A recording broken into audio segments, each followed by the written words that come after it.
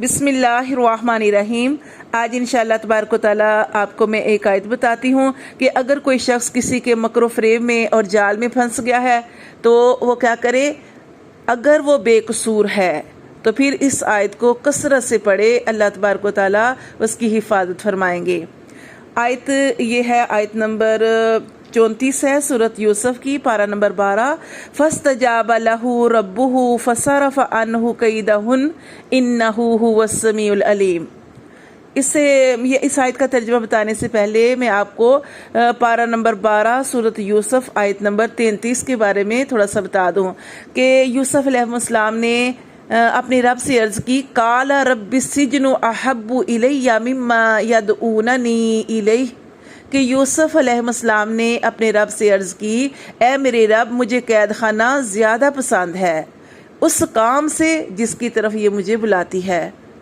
हज़रत यूसुफ अलैहिस्सलाम ने ये दुआ की, अपने रब से अर्ज़ की कि क्या दुआ की कि अल्लाह, मुझे कैद खाना ज़्यादा पसंद है इस काम से जिसकी तरफ ये मुझे बुलाती है। कौन बुला रही थी? ज़ुलेखा गलत काम के लिए, बेहयाई के लिए हज़रत यूसुफ अलैहिस्सलाम को अपनी तरफ माइल करना चाहती थी।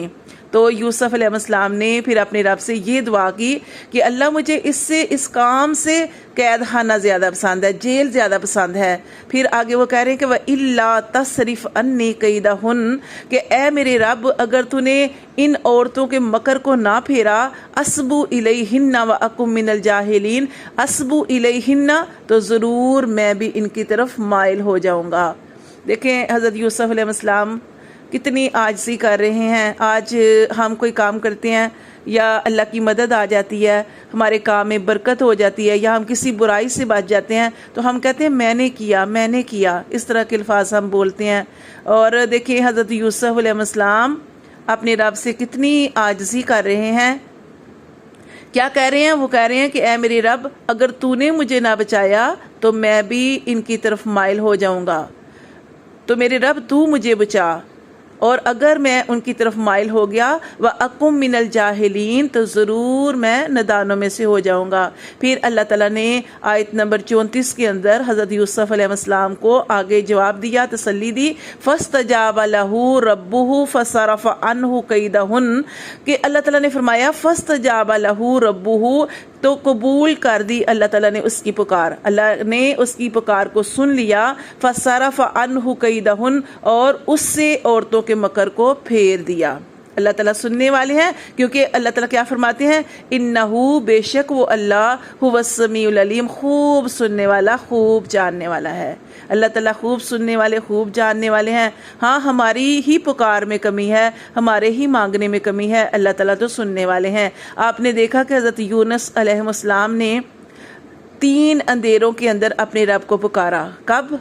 जब वो मछली के पेट में थे।